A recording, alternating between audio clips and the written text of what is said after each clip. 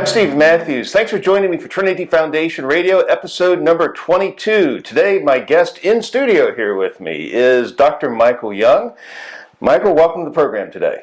Thank you, Steve. I appreciate being here. That's outstanding. Well, the subject of our discussion is actually going to be Michael's book. This is a book that he wrote some time ago when he was in medical school. I guess it's been about 20 years now. It's called Reconsidering Ayn Rand. But Michael, before we dive into discussing your book and some of Rand's ideas, could you tell the listeners a little bit about yourself? Sure, Steve. So I am currently the Division Director in Pediatric Ophthalmology at Cincinnati Children's Hospital, and I'm a professor in ophthalmology at University of Cincinnati College of Medicine. And so I basically take care of the problems that kids have with their eyes in both medical and surgical fashion. And I've been here for 20 years, and before that I was at various training facilities around the country, and so yeah, that's where I am right now. All right, well that's exciting. We're certainly glad to have you here in Cincinnati. It gives us an opportunity to get together in person and do an interview, so that's wonderful. So in talking about your experience with Ayn Rand, I know this goes for you, it goes all the way back to the time that you were in high school, and I just want to pull a little excerpt out of your book here and read that, and we can talk a bit about it. This is something you wrote, quote, "The stories and ideas contained in Atlas Shrugged had already brought me to a pivotal moment in my life." And you're talking here about when you were in high school. And continuing with that quote, "I knew that I wanted to be like the heroes of Atlas Shrugged, but I realized I needed to learn more, so I devoured Rand's other writings, and within a short time her ideas became the dominant influence in my life." So what I'd like you to do is tell me a little bit about who Ayn Rand was, and what are some of the ideas that were so attractive to you as a young person? Sure. So Ayn Rand was born in 1905 in Russia. She's a Russian-born writer. She immigrated to the United States in 1926 and mastered the English language and never left the United States. And then she wrote two best-selling novels, The Fountainhead and The Atlas Shrugged, which have both sold millions of copies and still are very popular to this day. She did die in 1982, but her legacy kind of lives on in her estate. And so she was a masterful writer. Despite being Russian-born, she mastered the English language, like I said again, wrote some works in Hollywood, and eventually wrote these really powerful polemical, fictional books. And it was her characterization of these heroes in her books that made her philosophy so attractive. Most people become influenced by Ayn Rand's philosophy first by the fiction. They see an idealized version of what life could be like. They wanted to be like those heroes and heroines. Yeah. And then subsequently they started to study the ideas that were behind those behaviors and that led to that high achievement. Okay, sure. So when you're kind of going back to your high school time, tell me a little bit about how did you become introduced to Rand's work? Well, I became interested in her works as a teenager, which is a very typical time when people become influenced by her. Teenagers impressionable. Teenagers go through difficult times. Then they see these inspiring stories about these folks that they want to be like. So I went through a little bit of a tough time in high school, and when I was in band, I then heard these seniors, when I was a freshman, talking about Atlas Shrugged, these characters like John Galt and Cuffy Meigs, and I wanted to see, what were they talking about? And so I read the book, and I was very inspired by the book, and I became their friends. And then we had kind of these occasional late-night discussion groups on Fridays. So instead of going out and getting drunk, we sit around talking about philosophy. And I was a freshman, like I said. These folks were seniors, and then there was also a gentleman who was older, who was in the symphony orchestra, who was very much into philosophy, and especially Ayn Rand's philosophy. So that's how I became interested in it, and I think there was also a sense of belonging, not to discredit or discard that aspect of being together, being with a group, and being part of kind of this family of people who kind of believe in the same ideas. Sure. So when you were in high school, maybe I would kind of summarize here a little bit. So when you were in high school, you were not a Christian, is that correct?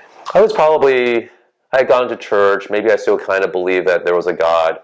But all that quickly vanished away after I read Ayn Rand's works. I mean, she's an atheist, and she was of a belief that one couldn't really be a believer in Christianity or almost any other religion and still be a student of objectivism, which is the name of the philosophical movement that she gave rise to. It's called objectivism.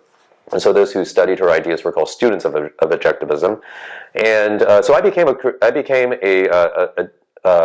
kind of a nominal believer that there might be a supernatural being, to one who was ardently against the idea. I read some offshoots of works that, written by atheists, purporting to go through the arguments for and against Christianity. And as a 14 or 15-year-old, if I could actually fully understand those arguments, I came out on the side of believing that there wasn't a God. So I was a kind of more militant anti-theist, that there isn't a God, not merely the fact that I didn't know, or probably there isn't, or anything like that. So you actually called yourself an anti-theist, not an atheist, but even an anti-theist. You were very much opposed to that idea. Well, yeah, that's how this author named George Smith, who wrote Atheism, the Case Against God, characterized it, that there are theists, and then there are atheists, and then a subcategory of atheists are those who are anti-theists because they believe that they actually have marshaled all the resources of being able to understand why there isn't a God to bear on that argument, and came out on that side. Okay, so George Smith, now that's a name I'm familiar with. Now, is he? I know he is pretty well known in the, I think, the libertarian community. Is that right? Yeah, I think he could be more of a libertarian rather than being a student of objectivism. But he certainly was influenced by Ayn Rand. But he's more known in the libertarian circles, and he's kind of a independent kind of a character. Okay, so in high school, so I mean, I think it would be fair to say your primary influence for most of your high school years was Rand and objectivism, but you also mentioned to me that you did have some knowledge about Christianity, and you also had the opportunity to read some of John Robbins' works even in high school. Is that correct? Yes. I mean, objectivism or Ayn Rand's philosophy served a need in high school. You go through these tumultuous times. I had this, it was inspiring to be able to achieve and to excel and to not and to not worry about envy or negative comments from other people. And so it did serve this need in high school. But when I was in high school, I was also asked I wrote a paper actually on Ayn Rand when I was in 10th grade. And I was asked to give perhaps some counter-arguments, against my fundamental belief in objectivism. And then also this older gentleman that I was part of this discussion group with also said, "Oh, you seem like a pretty smart guy. I have a couple of books that are criticisms of Ayn Rand. Why don't you take a look at them and see what you think?" And one of them was by William O'Neill, who's a professor at University of Southern California. It's called With Charity Towards None. The other one was by John Robbins, called Answer to Ayn Rand. So he lent this book to me, and John Robbins wrote that book when he was like a graduate student in 1974, approximately, I believe. And so I looked at this book, and I can tell you that within the first 30 pages of reading it, I was like perspiring and my heart was racing, because he was raising all these objections to objectivism, to Ayn Rand's philosophy, that I didn't really have an answer for. And it seemed like he might actually be right. But I didn't really want to pursue it, that possibility of the truthfulness of his criticism, and because I was probably too invested in Ayn Rand's ideas. It was too important to me by that time already, and so, but I had this kind of sinking feeling, and if your readers will recall Romans 1, where it says that they suppress the truth and unrighteousness, I think that's exactly what was happening, is that when you answer the questions of a non-believer, or when you bring certain evidences to pass, or certain reasonings and logical arguments, you're surfacing that truth that's inside of them, that every man knows God. And then what they do is, because of their sinful nature, they suppress that truth and unrighteousness, and so it appears to you that you're not having an effect. So in this situation, John was having an effect with his book, but it was a delayed effect, because I kind of suppressed it. I just kind of said, well, that's, those are fallacious arguments and they're not really true, but I didn't really want to believe it. And so that's where it was when I was about 15 years of age. And then I didn't have another interaction with John's works until I became a Christian in medical school. So Should I go ahead and talk about that a little bit, or do you want to talk about some other issues first? Yeah, no, I think that's actually a great transition. The only thing maybe I wanted to ask here, or kind of just bring up, is of course the fact that you titled your book "Reconsidering Ayn Rand." So at some point, you were the student of objectivism, and then at a later point, you began to change. So tell me a little bit about when you got into college, and maybe some of the things that caused you to reconsider and rethink things. Correct, sure. So I went to Johns Hopkins as an undergraduate, and so I would say late high school. So I've been a student of objectivism for like 3 or 4 years. When I got into end of high school, college, I started to think about the fact that Ayn Rand advocated moral absolutes. That's one of the interesting things about her, is that she believed in an absolute morality. This is true. This is false, and that's unusual for an atheist. That's unusual for an atheist. And but as time went on, I started to realize, I don't know, why do I believe in that particular moral precept that she was teaching, when the basis of that might be something that seemed rather subjective, right? If her philosophy is based on empiricism, how is she able to tell me that this is something you absolutely must not do, and that it's true all the time, forever and ever? And so I started to see, there's some edges to that. There are some rounded corners to that. There may be certain things that are not really absolute. So it started to wear off a little bit on me. That was in college, and then when I got to medical school, and I actually had various challenges there that caused me to rethink my atheism, and I ultimately became a Christian. That after becoming a Christian, I then seriously tried to backtrack and reconsider where I had made all these mistakes in my thinking. And so that's when I seriously started to reconsider Ayn Rand and decided that I could actually write a book on the subject.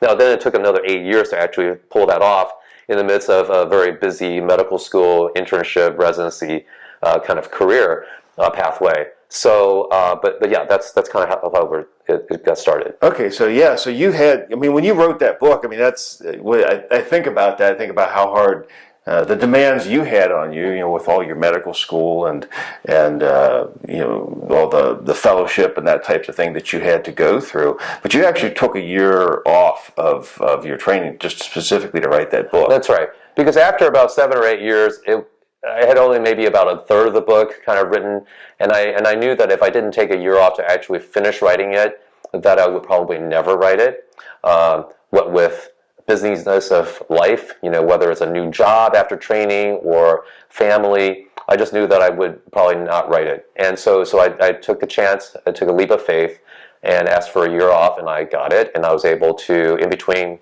different periods of training, and I was able to actually finish the book off. But going back to your question earlier about interactions with John, so after I became a Christian, and I thought about writing this book, the first thing that a good researcher should do is always to look at all the background information on the topic that they're interested in researching. So I started looking up books in the Harvard library system to kind of see if I can get some background information, maybe not have to go over the same ground twice. And I found John's book, Answer to Ayn Rand, in the Nathan Pusey Library of the Harvard library system. And I went there and I looked at the book, and I was skimming through it. I remembered reading it years earlier and not being able to deal with those arguments that he had. But this time, having been enlightened by God to become a believer, I was more open to it. And in fact, I was very emotional about it, sitting there in the library thinking, gosh, if I had only taken this to heart years ago, I could have saved myself all this trouble of having gone down the wrong pathway in terms of my thinking. So perhaps I can throw in a aside about the Pusey Library. It was the world's first library that had the halon fire extinguishing system, and reserved for some of the most rare books and things of that nature worth preserving. And halon is this chemical that puts out fire, so you don't have to use water, which would damage books, and it also doesn't suffocate you like CO2 would. So it's safe for human beings, and also puts out fires without having to use water to damage them. So John can be very proud that his book was considered important enough to be housed in the Nathan Pusey Library of the Harvard system. Made the cut. That's right. Well, that's really interesting. So one of the things, and so you're bringing up John Robinson, I wanted to ask a little bit about your relationship with him and working with him. Going back to your book in the acknowledgement sections, I'm going to just quote here. You wrote this, quote, "I'm especially grateful to Dr. John Robinson, president of the Trinity Foundation, who consented to read and comment upon one of the final drafts of this book. I have benefited from a number of his criticisms and suggestions," end quote. So tell me a bit about what was it like to work with John on your book? Yeah. So I actually did not reach out to John until I had finished writing the book.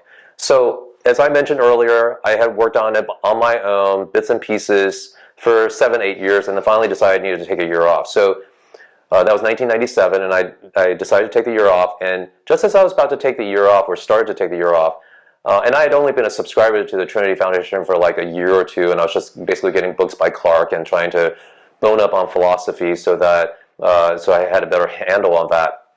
And this flyer comes out from the Trinity Foundation saying that John was now republishing his original book on Ayn Rand, and that it was going to be titled "Without a Prayer."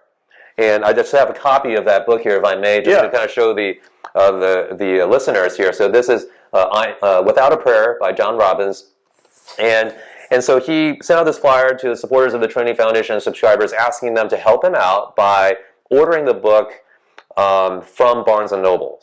Because the greater the demand for an actual copy of the book to be delivered to Barnes & Noble rather than through Trinity Foundation, the greater the likelihood that Barnes & Noble would put it on its bookshelves.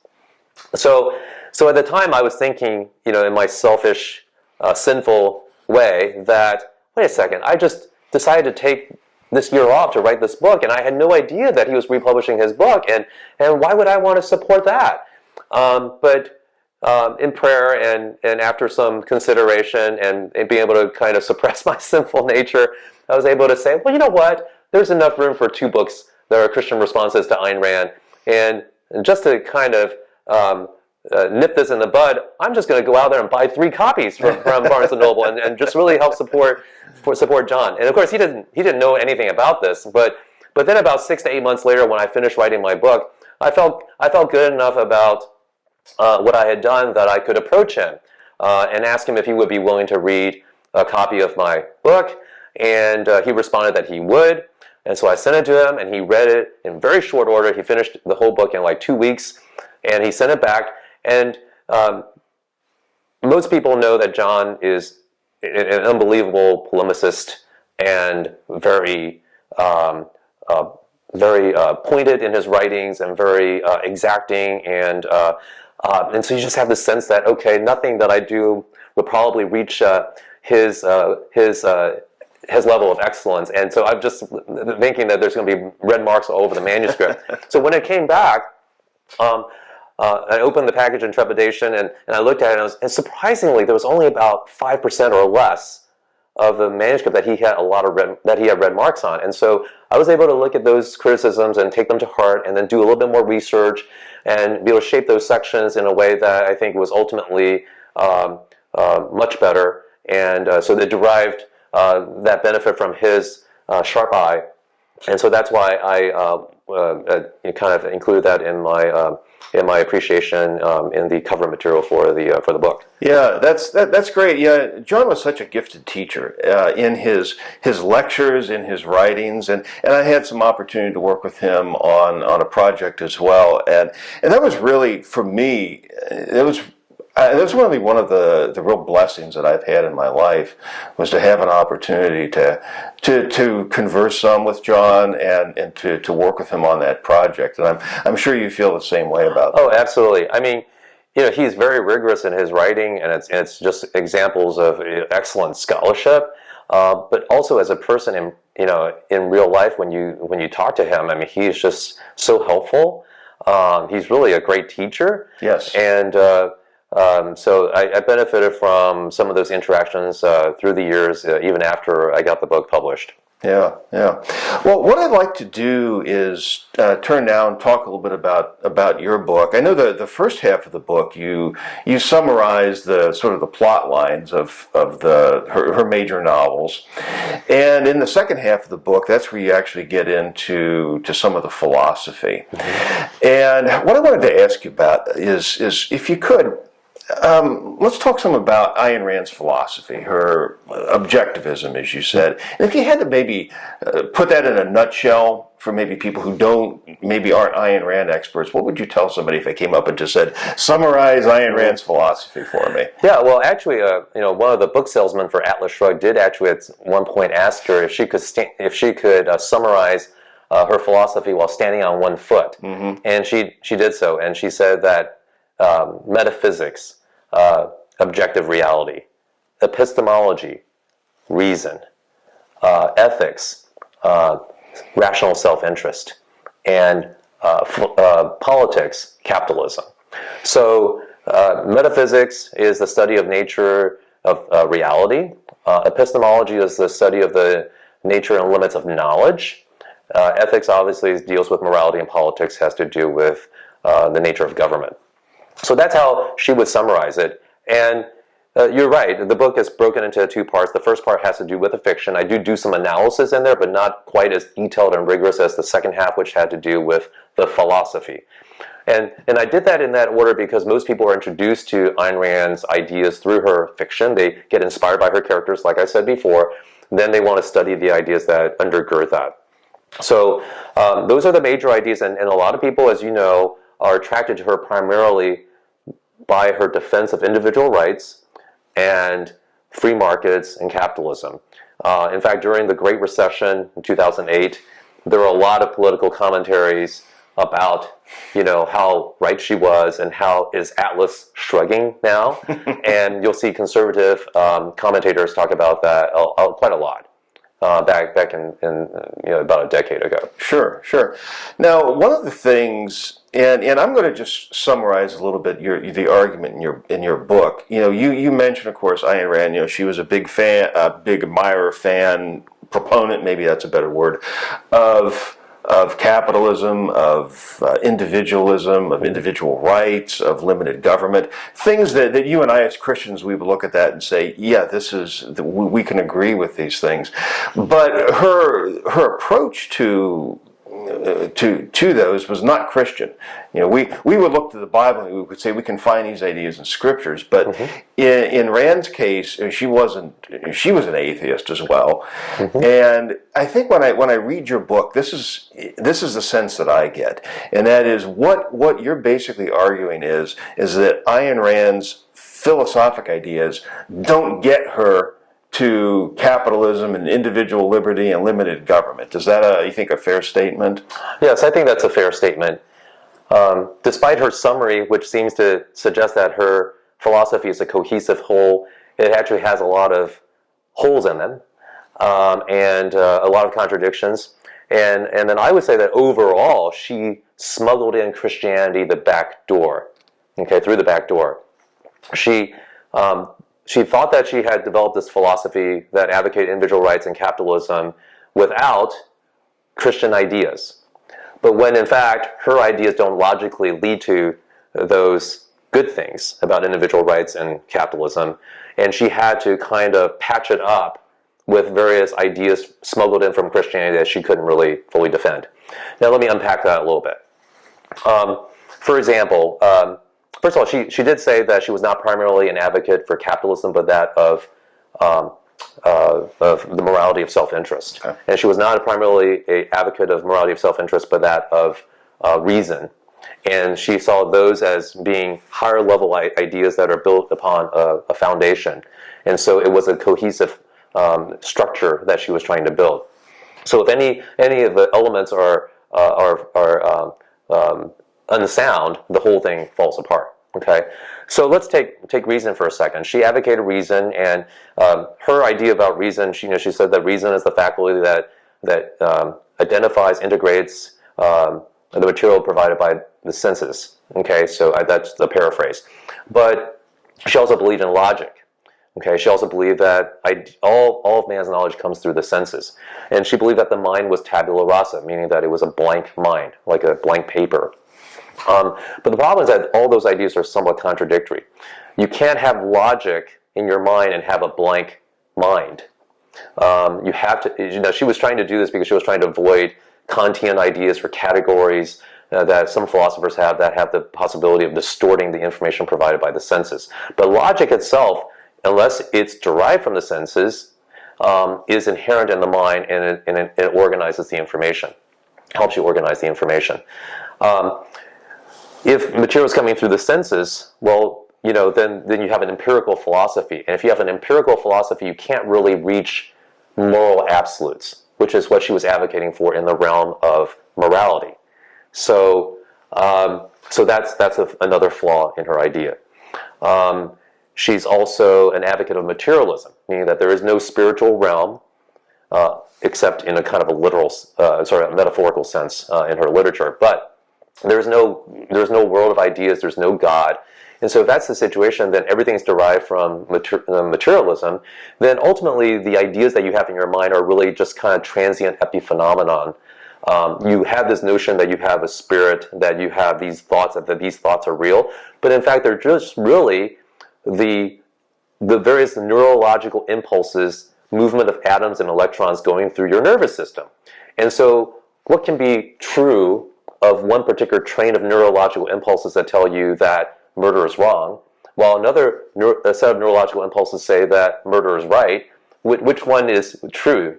There is no truth when you're talking about neural impulses that are just the given, the things that happen in nature. So you can't get the truth in her system. Right. Michael, one thing I wanted to ask you about was the idea of a tabula rasa mind. Of course, when you read through, I know John Robbins talked about this. He made the point that a tabula rasa mind is a contradiction in terms, because of course tabula rasa, that's just sort of a fancy Latin term. It just means blank slate.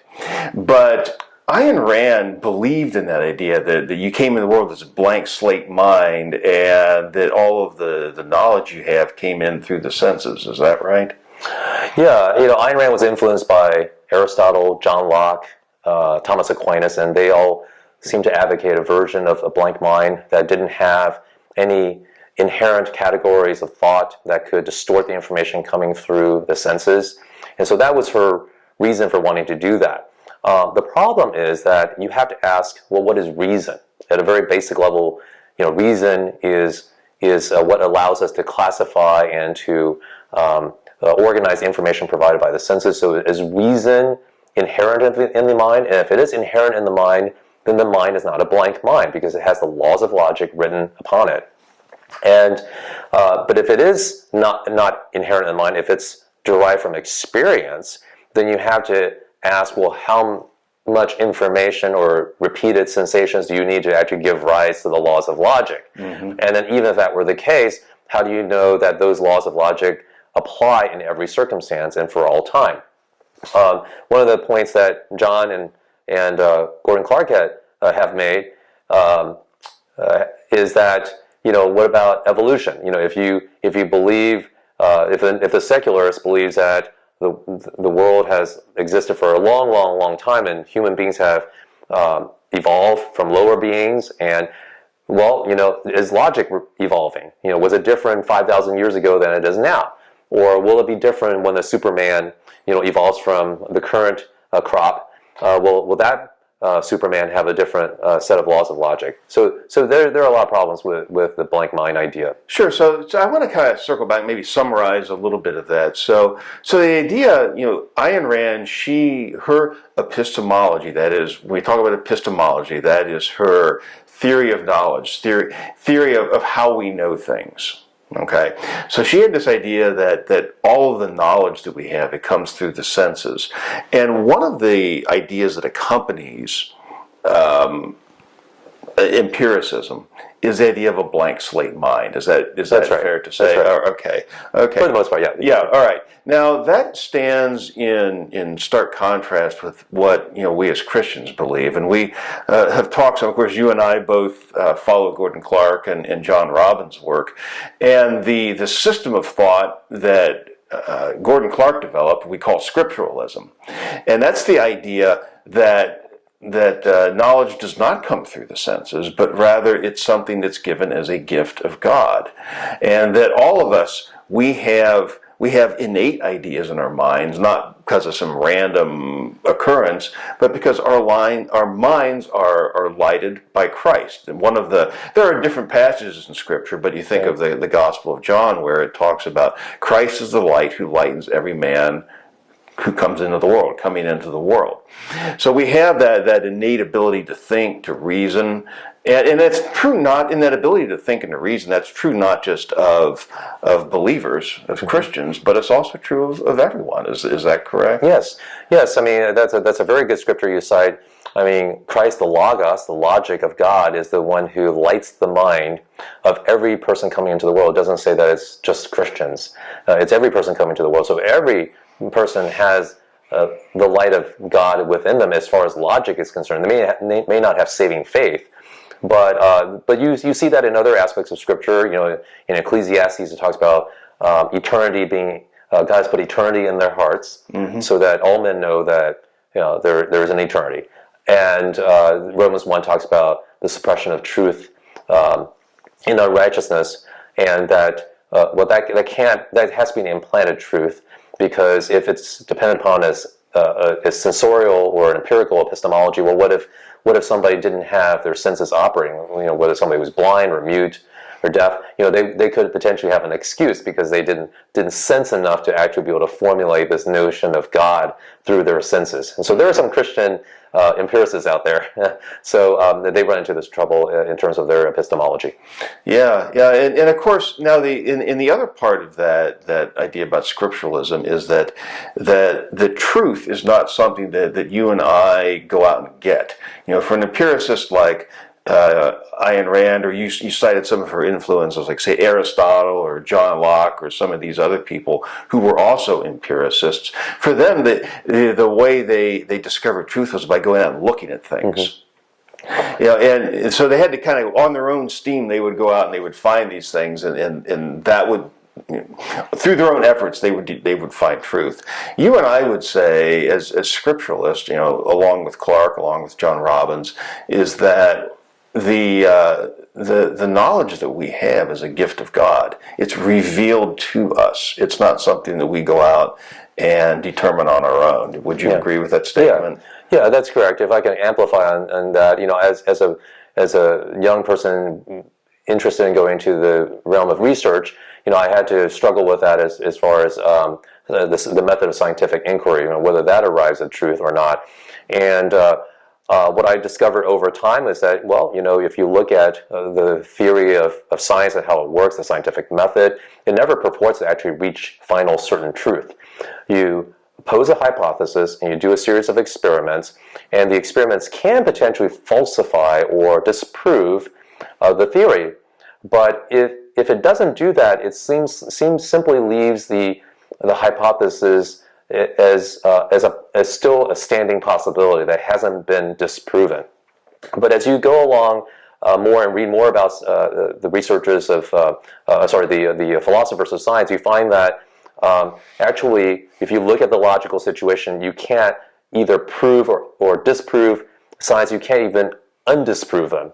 And so it's just a very complicated situation. So it's a very high level of probable opinion, but it's not anything that's final certain truth. And a lot of it depends on the fundamental assumptions of the actual scientists. Okay, sure. Now, I think that's, you're bringing up this idea of scientific opinion. And that's a term, or maybe even in medicine, since you're a doctor. I mean, oftentimes you hear people talk about, well, I got a medical opinion. And, then when I decided, maybe what I need to go is go talk to another doctor and get a second opinion. But, so, I mean, we have that idea of opinion built into our language when we're talking about medicine.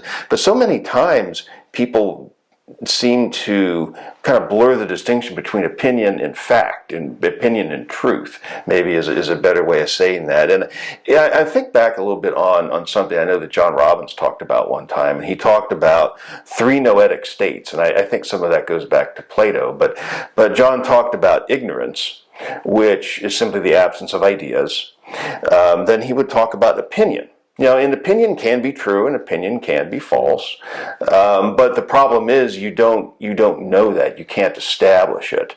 You can't justify ultimately that particular viewpoint, because you have to say in humility, okay, this is my opinion, but it's possible that maybe things are different than what I'm saying. As you talk about with, say, scientific opinions, they're very high level opinions. I mean, you try to be rigorous and methodical in your work, and so you can present something that has support for it, but you can't absolutely say, yeah, this is true. On the other hand, with knowledge, knowledge is always knowledge of the truth. So when we talk about knowledge, we're not talking about opinion. And I think, John, he defined knowledge as justified true belief. And how do we justify our knowledge? How do we justify our belief? Well, we go to the scriptures. That's right. Yeah, and I would agree with that. To go back and not to put down science, I see it as a tool of dominion. Mm-hmm. that God has said in Genesis that be fruitful and multiply, go throughout the world and subdue it. Well, how do you subdue it? Well, unless barring a direct revelation from Scripture telling you exactly how to do something specifically, we're told to go out there and fill the earth and subdue it. And so the scientific method has been very, very successful in terms of trying to figure out how better to do something.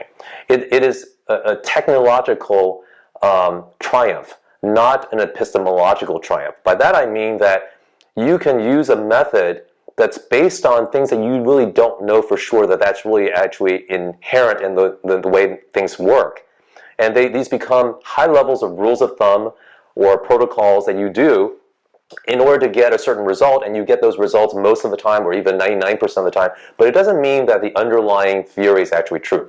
Let me give you an example. So, Newtonian mechanics was a triumph of the scientific method, and yet people knew that there were some contradictions inherent in the basic assumptions of Newtonian science. And then Einstein's theory came along, and that was thought to be even more accurate. But Einstein himself would never assume that his theory was actually the final certain truth. It just seemed to work so much better than Newtonian science. But for all intents and purposes, when our NASA administration, when they calculate the orbit of Mercury, or when they plan space travel, Einstein's theory is known to be more accurate. But Newtonian mechanics is pretty darn good, and it's still a lot easier to handle in terms of calculations. So that's why they use a false theory, let's say, Newtonian mechanics, in order to get things done, even though they know that Einstein's theory is probably more accurate. And so that's true if you go work your way down through society.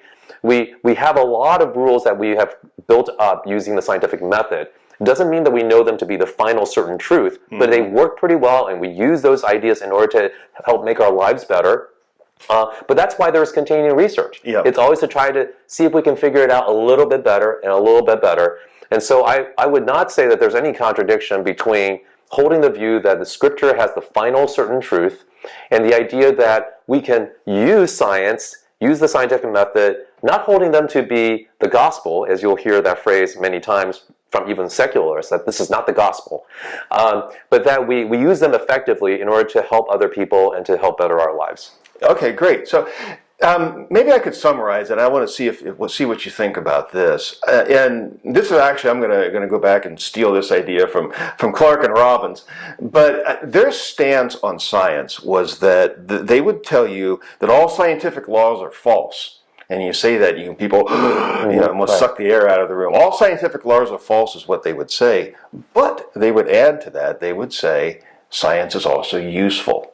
Do you think that's a fair summary of... Yeah. Right, because if you use the scientific method and if you look at probability and so on and so forth, you can't know for certain that any particular rule of thumb or theory is true. In fact, their contention is that because there is an infinite number of hypotheses that can always be supported by a given empirical observation. And even atheistic philosophers of science have actually agreed with that therefore the probability is 1 divided by infinity, which is 0. Yeah. And So from that standpoint, from a pure calculation standpoint, that's probably true. That 1 over infinity equals 0, therefore it must be false. Probably that's based on probability, but it's possible that you could hit on that idea and the right idea by accident, and it happens to be true. Okay, because you then find scriptural basis for that idea, and so from the secular point of view, your calculations as a philosopher of science and so on and so forth, it's theoretically false or has a probability of 0, but it could actually be true by accident. And this is taking this a little bit field off, but if you look at the field of Austrian economics, right, and so these rationalists in Austria happen to hit upon some basic ideas of economics that happen to be true. They have no way of justifying that and knowing that to be actually the case, but you can find those same ideas in Scripture that would then support those particular notions of Austrian economics. Okay. So that's very interesting, and of course, and that all ties back into Ayn Rand, just from the standpoint that her philosophy was empirical, and so her philosophy can never lead to truth. Is that a fair statement? That's correct. So starting again from an epistemology that's based on sensation, you can never reach universal truths. So how do you reach moral absolutes, right? And so, but to dig into the weeds a little bit more, her ethics was based on a few ideas.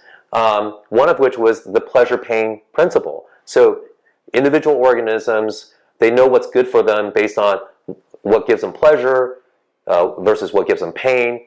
And then for human beings, we realize what's good for us based on the pleasure-pain principle, and also what's good for ourselves as a rational creature. But I think in that sense, she snuck the idea of a quality of a man, a rational creature, in when in fact what we should really be going on her assumption is just pleasure and pain, which would theoretically actually just lead to hedonism, right? I mean, you can't really say that I'm going to put off this temporary pleasure here in the hopes of a greater reward down the road that's going to yield me even greater pleasure, because you don't have the ability to calculate that. You just have the pleasure at that moment. Yeah. So let me give you an example. Like, so suppose, and you can tell me whether this is fair within the ideas of Rand's ethics. Okay, so suppose I derive pleasure from stealing, and I say, okay, I'm gonna go steal Michael's car because that gives me pleasure. Is there anything in her system that would say, well, that's really wrong? You can't do that. Yeah, well, she would say that you have to respect the rights of others, but then that's also so we're getting into the realm of politics now, right? A little bit. There's a merging of ethics and politics, but she would say that rights are inalienable. So you have an inalienable right to the pursuit of your life, liberty, and happiness, and she would say that those are inviolable. But in other places, she would say that, but that's conditioned upon your need of respect for other people's rights to do the same thing. But she never was able to really have a great justification for that. Right. Because why do I need to respect your property? Correct. I mean, her basic idea is that you need to pursue your life, and I need to pursue my right. Just because you happen to violate my rights doesn't mean that you stop pursuing your life. Right. Right. I mean, it's just a clash, and in fact, what that clash leads to is just every man for himself. So there are some fundamental inconsistencies in her ideas, and she would then again bring in this idea that there's this quality of life, or this nature of man as this rational being, that would then make it so that they wouldn't really want to do things at the expense of other people, enrich their lives at the expense of other people. And that's where I think she has snuck in the ideas of Christianity through the back door. You can justify those Christian notions on the basis of what Scripture says, and about God being the judge, and God basically subjugating your rights and somebody else's rights all under the law of God. So yeah, you can say that you can pursue your life as long as you're not actually murdering or stealing or doing something else that hurts somebody else. Do whatever you want. Be a stockbroker. Be an industrialist, and and make money, and that's all fine. But but you can't defraud somebody, you can't hurt somebody, but that's because you are subjugated, you are subsumed under the law of God. And so in objectivism, you don't have that. There's nothing that really makes a good argument that an individual Smith can't hurt Jones while he's trying to pursue his life, and that he has to somehow respect this other person's rights. And just to very kind of briefly summarize things, in the history of philosophy, if you look at non-Christian thought, as far as political systems that they choose to advocate for, they all tend either towards anarchy or totalitarianism, because they don't accept the law of God as applying both to individual men as well as to groups of men that form a government.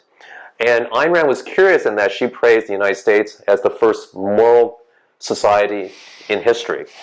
And she said that it was the first moral society in history because it was the first one that saw the government as being the servants of the people.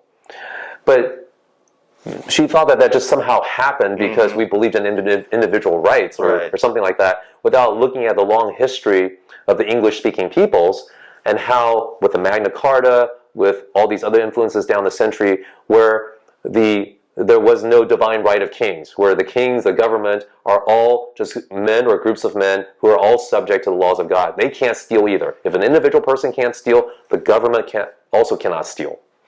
And so that's how society was subordinated, and governments were subordinated to become the servants of the people, and which is the foundational ideas behind our country.